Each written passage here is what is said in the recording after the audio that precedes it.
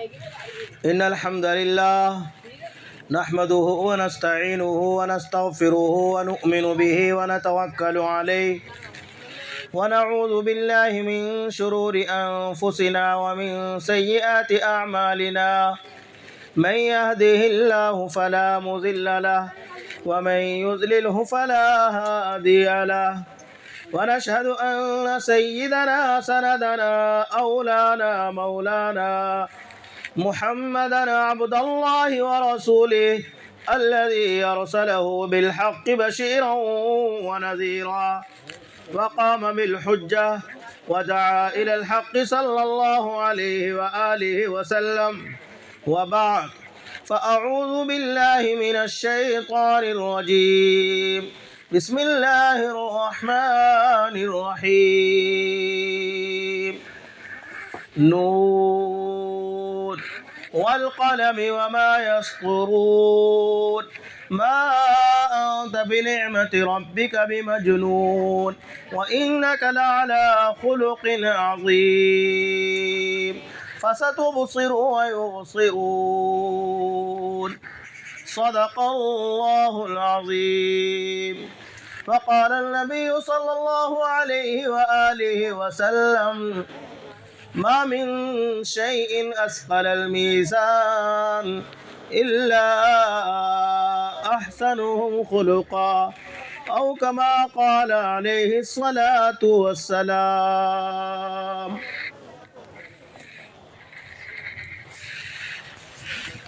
خورشید جہاں تاب کی زو تیرے شرر میں، خورشید جہاں تاب کی زو تیرے شرر میں، آباد ہے ایک تازہ جہاں تیرے ہنر میں، جنت تیری پنہا ہے تیرے خون جگر میں، اے پیکر گل کوشش پیہم کی جزا دیکھ، کھول آنکھ زمیں دیکھ، فلک دیکھ، فضا دیکھ اور مشرق سے نکلتے ہوئے سورج کو ذرا دے۔ میرے محترم دینی ایمانی بزرگوں اور بھائیوں، کائنات کے اندر اللہ رب العزت نے ہمیں اس لیے بھیجا ہے تاکہ ہم اپنی آخرت بنائیں۔ کائنات کے محبوب پیغمبر صلی اللہ علیہ وسلم نے آخرت میں میزان کے اندر جو سب سے بھاری وزن، میزان میں ترازو میں جو سب سے بھاری عمل ہوگا، جس عمل کا وزن بھاری ہوگا، وہ عمل نبی پاک صلی اللہ علیہ وسلم نے کیا بتلایا؟ وہ وزن نہ نماز ہے، نہ روزہ ہے، نہ زکوٰۃ ہے، نہ حج، نہ دعوت ہے، آخر کیا ہے؟ ان سارے اعمال سے زیادہ وزنی عمل نبی مقدس جناب محمد رسول اللہ صلی اللہ علیہ وسلم ارشاد فرما رہے ہیں ما من شیء اثقل فی المیزان الا احسنهم خلقا، جو سب سے بھاری وزن، اعمال کا سب سے بھاری وزن ترازو کے پلڑے کے اندر ہوگا، وہ انسان کے اپنے اچھے اخلاق، انسان کے اپنے اچھے اخلاق، نہ نماز بھاری عمل، نہ روزہ، نہ دعوت، نہ تلاوت، نہ قرآن، سب سے بھاری عمل پیغمبر دو جہاں سرکار دو عالم صلی اللہ علیہ وسلم نے ارشاد فرمایا سب سے بھاری عمل اخلاق، حسن خلق، اچھے اخلاق۔ اب اچھے اخلاق کس کے ساتھ ہو؟ اپنوں کے ساتھ، دوستوں کے ساتھ، رشتہ داروں کے ساتھ؟ نہیں، سب سے زیادہ دوست کے ساتھ مطلب ہو سکتا ہے، رشتہ داروں کے ساتھ رشتہ داری کا مسئلہ اور معاملہ پیش آ سکتا ہے، اور دور پار کا رشتہ ہو تو اس کو لے۔ نبی مقدس جناب محمد رسول اللہ صلی اللہ علیہ وسلم نے ارشاد فرمایا کہ سب سے زیادہ جو وزنی اور بھاری عمل اخلاق حسنہ کا ہوگا وہ اپنی بیوی کے ساتھ کا، اس کے اپنے بیوی کے ساتھ کتنے بہتر اخلاق، کتنے اچھے اخلاق۔ اسی لیے تو کائنات کے پیغمبر جناب محمد الرسول اللہ صلی اللہ علیہ وسلم پر ابھی نبوت کا اعلان نہیں ہوا، ابھی وحی کا سلسلہ شروع ہوا ہے، پہلی وحی آئی ہے، اور حضرت خدیجۃ الکبریٰ رضی اللہ عنہا امہات المؤمنین ہماری آپ کی اماں جان فرماتی ہے جب آپ صلی اللہ علیہ وسلم پسینے سے سرابور ہو کر غار ثور سے آ رہے ہیں اور آپ صلی اللہ علیہ وسلم فرما رہے ہیں زملونی زملونی لقد خشیت علی نفسی، میری زوجہ میری اہلیہ محترمہ مجھے اپنی جان کا خدشہ ہو رہا ہے، میرا بدن لرزا ہے، میں حیران ہوں، پریشان ہوں، زملونی زملونی، مجھے چادر اڑائی۔ آپ کے کتنے حسین اخلاق ہوں گے، آپ کے جواب پر آپ کی زوجہ محترمہ نے آپ کو کیا تسلی بھرے الفاظ کہے۔ میرے سرتاج، میرے آقا، میرے محبوب، کائنات کے دلہا، آپ اپنی جان پر خطرہ محسوس کر رہے ہیں۔ اِنَّكَ لَتَصِلُ الرَّحِمَ، اِنَّكَ لَتَصِلُ الرَّحِمَ، آپ تو صلہ رحمی کرنے والے ہیں۔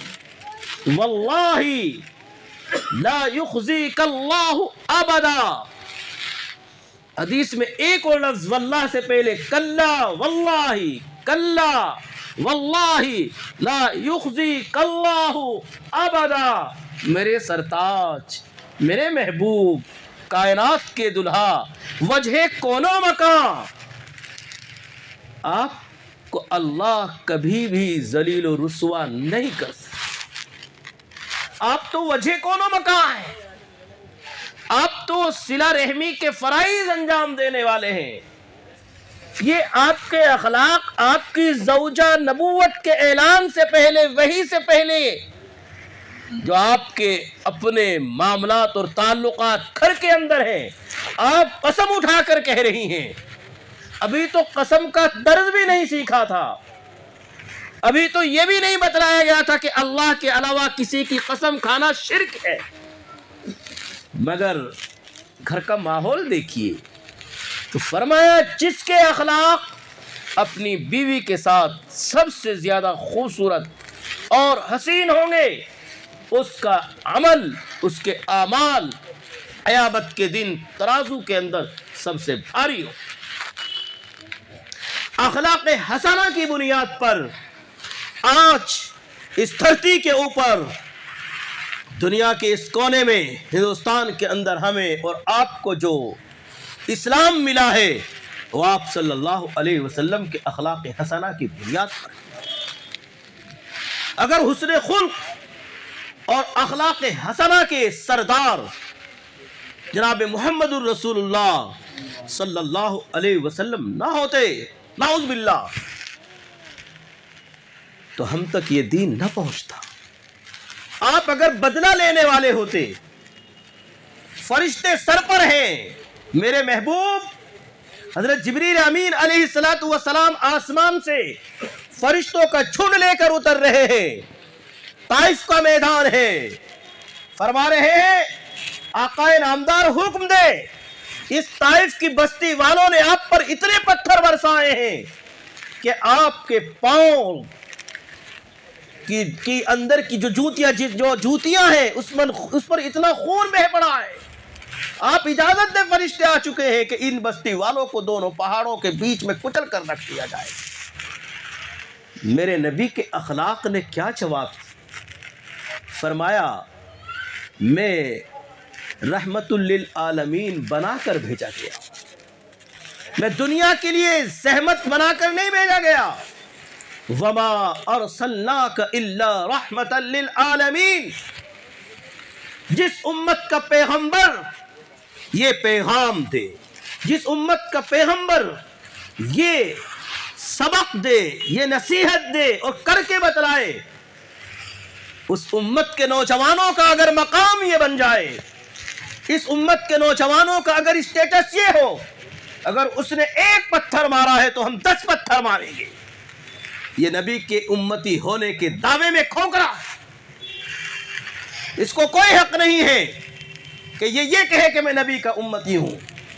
نبی مقدس جناب محمد الرسول اللہ صلی اللہ علیہ وسلم نے ارشاد فرمایا کہ اگر آج یہ قوم کلمہ نہیں پڑھ رہی ہے تو ان کی آنے والی نسلیں کلمہ ضرور پڑھیں گی، جس کی بنیاد پر یہاں محمد بن قاسم کے ذریعے 18 سالہ نوجوان، جس کی محنت کی بنیاد پر آج ہمیں کلمہ نصیب ہوا ہے، یہ اس وقت ان پتھروں کا صلہ ہے کہ جو نبی پاک صلی اللہ علیہ وسلم نے پتھر کھائے ہیں، ان کے صلے میں یہ نوجوان 18 سال کا نوجوان انہی کی نسل سے پیدا ہوا، ہندوستان میں کلمہ طیبہ لے کر آیا، جن پتھروں کے طفیل میں آج ہمیں کلمہ ملا ہے۔ آپ صلی اللہ علیہ وسلم نے پتھر کھائے ہیں، پھر اس نسل سے محمد بن قاسم پیدا ہوئے، یہاں دین پہنچا۔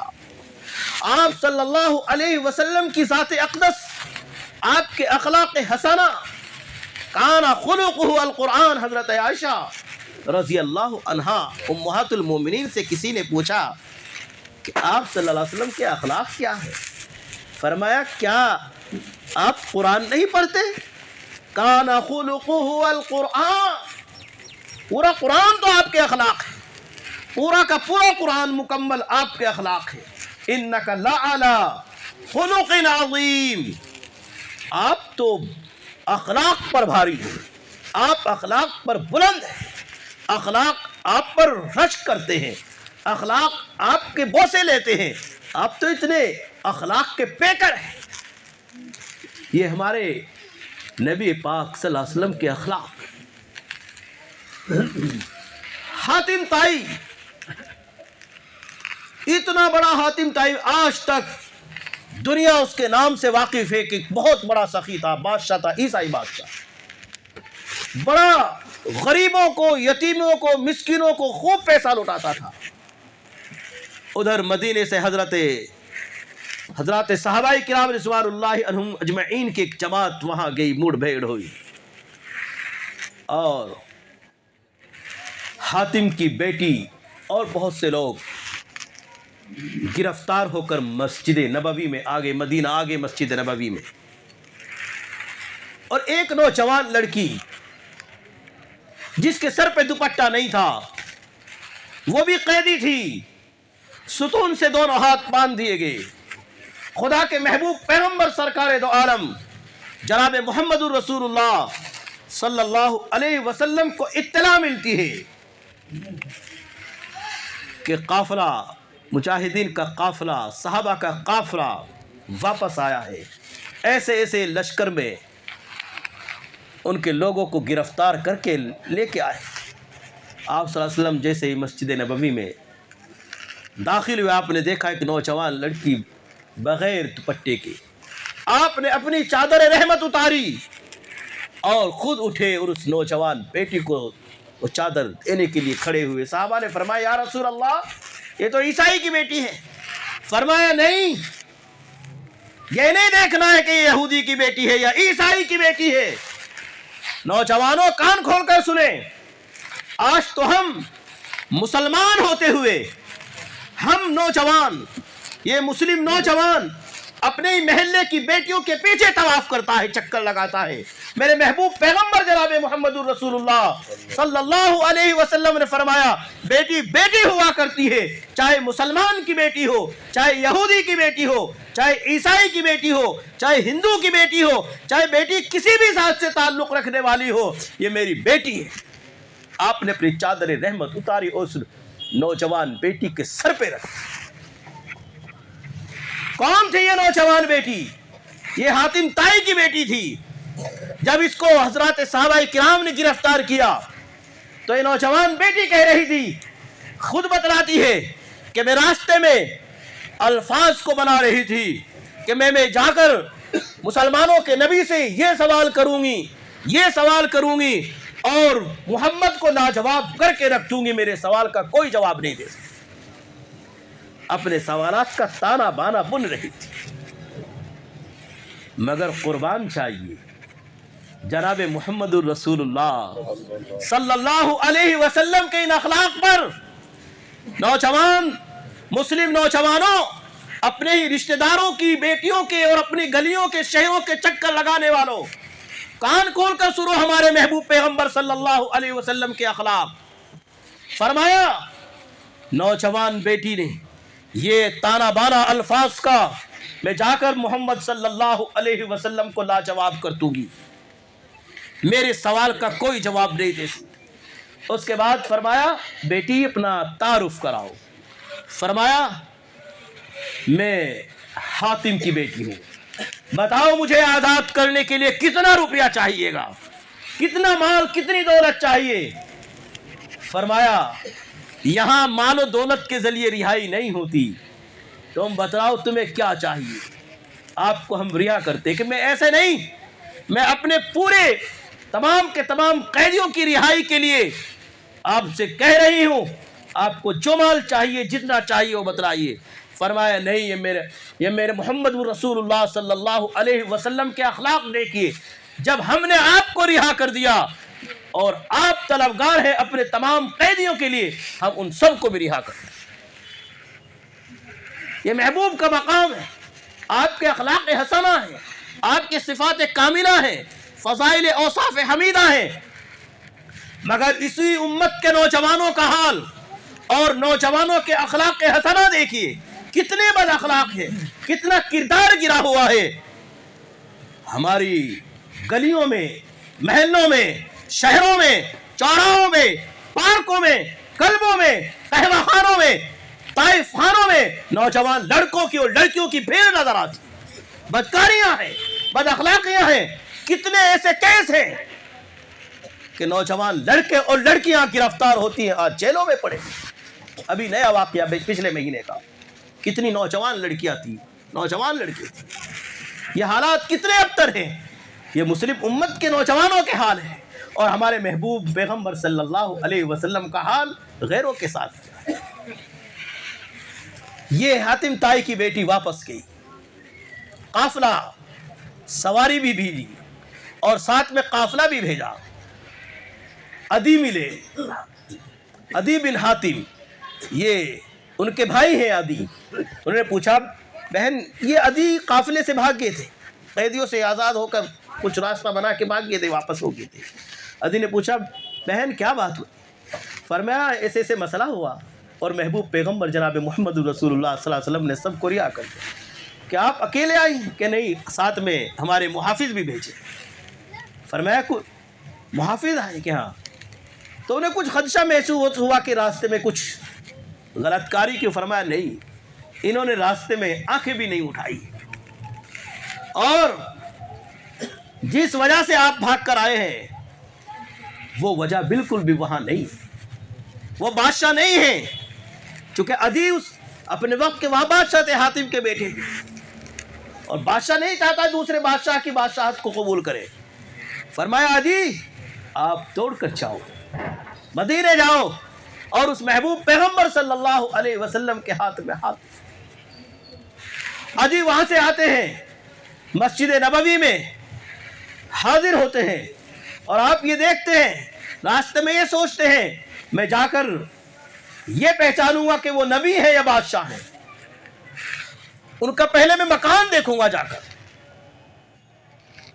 ظاہر سی بات ہے تمام امت مسلمہ کے پیغمبر ہیں محمد، تو ظاہر سی بات ہے کوئی بڑا ہال ہوگا، بڑا پارلیمنٹ ہوگا، عالیشان محل ہوگا، یہ دیکھوں گا میں جا کر۔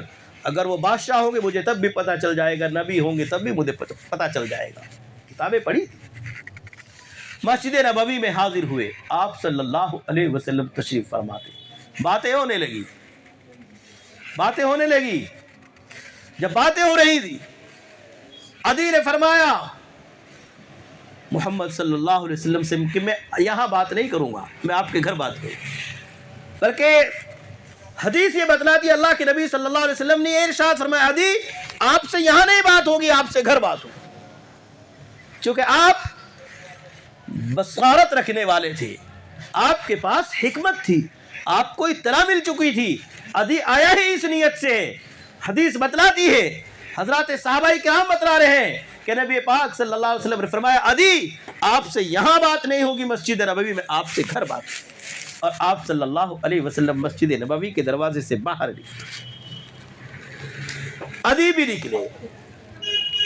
عدی بتلا رہے ہیں، عدی بن حاتم، کہ جب حضور اقدس جناب محمد رسول اللہ صلی اللہ علیہ وسلم مسجد نبوی سے باہر نکلے، میں بھی نکلا، ایک بوڑھی عورت نے آپ صلی اللہ علیہ وسلم کو پکڑ فرمایا محمد میری بات سن۔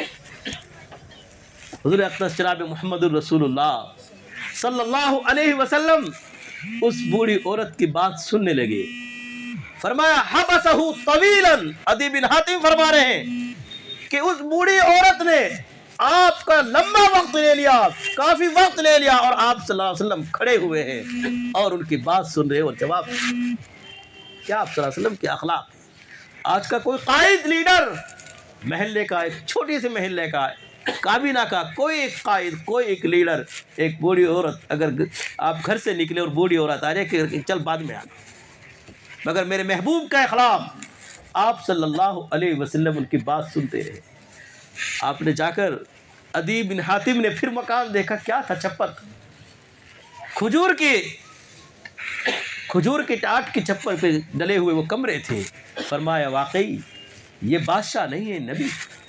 اور آپ کی بہن نے، عدی بن حاتم کی بہن نے پہلے ہی بتلا دیے تھے، بھائی آپ کے میں ان کے اخلاق بتلاؤں، ان کی صفت بتلاؤں، انہ یحب الفقیر، انہ یحب الفقیر ویفک الاسیر ویرحم الصغیر ویعرف قدر الکبیر منزل الکبیر۔ میرے بھائی کان کھول کر سنو، ان کی صفت جو میں نے دیکھی ہے میں آپ کو بیان کر رہی ہوں۔ انہ یحب الفقیر، وہ غریب فقیر یتیم مسکین سے پیار کرنے والے ہیں، ویفک الاسیر، قیدیوں کو رہا کرنے والے ہیں، ویرحم الصغیر، اور چھوٹے بچوں پر رحم کھانے والے ہیں۔ ایک چھوٹا بچہ یہودی کا ایک چھوٹا بچہ، بات مسلمان کی ہو تو یہ ہو سکتا ہے کہ نبی ہے، مسلمان کے گھر کوئی بیمار ہوا تو جائیں گے ہی، ایک یہودی بچہ بیمار ہوا، آپ کو اطلاع ملی، اور لَتَجِدَنَّ أَشَدَّ النَّاسِ عَدَاوَةً لِلَّذِينَ آمَنُوا الْيَهُودَ وَالَّذِينَ أَشْرَكُوا وَلَتَجِدَنَّ أَقْرَبَهُمْ مَوَدَّةً لِلَّذِينَ آمَنُوا الَّذِينَ قَالُوا إِنَّا نَصَارَى ذَلِكَ بِأَنَّ مِنْهُمْ قِسِّيسِينَ رُهْبَانًا وَأَنَّهُمْ لَا يَسْتَكْبِرُونَ۔ یہودی سب سے زیادہ سخت دشمن اسلام ہے عیسائیوں کے مقابلے میں۔ آپ ایسے یہودی کے گھر میں جا رہے ہیں، بچہ بیمار ہے، آخری وقت آپ صلی اللہ علیہ وسلم وہاں تشریف لے گئے۔ یہودی نے دیکھا یہ تو مسلمانوں کے پیغمبر آ گئے، یہودی کھڑا ہوا اور فوراً کہا تشریف لائیے۔ آپ صلی اللہ علیہ وسلم اس بچے کے پاس بیٹھے اور دیکھا، بچے سے بات چیت کی اور فرمایا بیٹا کلمہ پڑھو۔ بیٹے نے باپ کی طرف رخ کیا، چہرہ کیا، آخر یہودی نے کہا اتا ابو القاسم یا بنیا، اے میرے پیارے بیٹے ابو القاسم آئے ہیں، جو یہ کہہ رہے ہیں پڑھو، جو یہ کہہ رہے ہیں پڑھ لو۔ آپ کے اخلاق دیکھیے، جو یہودی دشمن اسلام، کٹر سخت ترین دشمن اسلام ہے، بیٹے کو حکم دے رہا ہے بیٹا جو ابو القاسم کہہ رہے ہیں وہ پڑھو۔ آپ نے کلمہ پڑھایا، لا الہ الا اللہ محمد الرسول اللہ صلی اللہ علیہ وآلہ وسلم۔ جاکنی کا عالم تھا، آخری وقت تھا، بس کلمہ پڑھتے ہوئے بچہ سیدھا جنت میں چلا۔ آپ صلی اللہ علیہ وسلم نے کیا الفاظ پڑھے؟ الحمدللہ الذی انقذنی، الحمدللہ الذی انقذ بی منہ من النار۔ اللہ تمام تعریفیں تیری ہے جس نے مجھے اس بچے کو جہنم سے بچانے کا ذریعہ بنا لیا۔ آپ نے پھر بھی تعریف اللہ کی۔ خدا ہم بھی نبی پاک صلی اللہ علیہ وسلم کی امت میں ہیں، ہمیں احساس ہونا چاہیے ہمارے اخلاق کیا ہو۔ ہمارے اپنے اخلاق، شادی شدہ سب سے پہلے اپنے گھر کے اخلاق، اپنی اہلیہ کے ساتھ، زوجہ کے ساتھ اپنے اخلاق کو سنواریں۔ اس کے بعد اپنے والدین کے اخلاق، والدین کے ساتھ تو ذرہ برابر اف کرنے کی بھی گنجائش نہیں ہے۔ ایک شادی شدہ جوڑا ایک ایسے پلڑے میں کھڑا ہو جاتا ہے کہ اس کو پھر بیلنس بنانا دشوار ہو جاتا ہے. لیکن جب اخلاق حسنہ ہوں گے پھر بیلنس بنے گا، پھر کانٹا بنے گا، ترازو بنے گا. والدین کو والدین کے حقوق چاہیے، بیوی کو بیوی کے حقوق چاہیے، رشتہ داروں کو رشتہ داروں کے حقوق چاہیے. انک لتصل الرحم، رحم آپ صلی اللہ علیہ وسلم کی اہلیہ محترمہ حضرت خدیجہ نے یہی بات فرمائی تھی، میرے محبوب میرے سرتاج، رب آپ کو کبھی ذلیل و رسوا نہیں کر سکتا. آپ رشتہ داری کے اصول جانتے ہیں، آپ کا طرز زندگی، آپ کا حسن زندگی اتنا حسین اتنا خوبصورت ہے. بیویوں کو حقوق دیتے ہیں، رشتہ داروں کو رشتہ داروں کے حقوق دیتے ہیں، تعلقات والوں کو تعلقات والے اصول دیتے ہیں. آپ کے اخلاق عظیم ہے. ہمیں بھی اخلاق کو سمجھنا چاہیے. اللہ رب العزت سے دعا فرمائے اللہ تعالی ہم سب کو اخلاق حسنہ کو سمجھنے کی اور سمجھانے کی توفیق عطا فرمائے. ایک ضروری اعلان جو مادے پور میں پچھلے ہفتے بھی اعلان کیا تھا، وہاں جوڑ ہو رہا ہے، کل سے جوڑ شروع ہے، پچھلے کل سے، اور کل صبح 10 بجے دعا ہوگی. سبھی حضرات وہاں تشریف لے چلیں انشاءاللہ. اللہ تعالی ہمارے لیے اور آپ کے لیے ہدایت کا ذریعہ بنا دے اور جوڑ کو بھی کامیاب بنائے. آمین اللہم آمین. وآخر دعوانا الحمدللہ.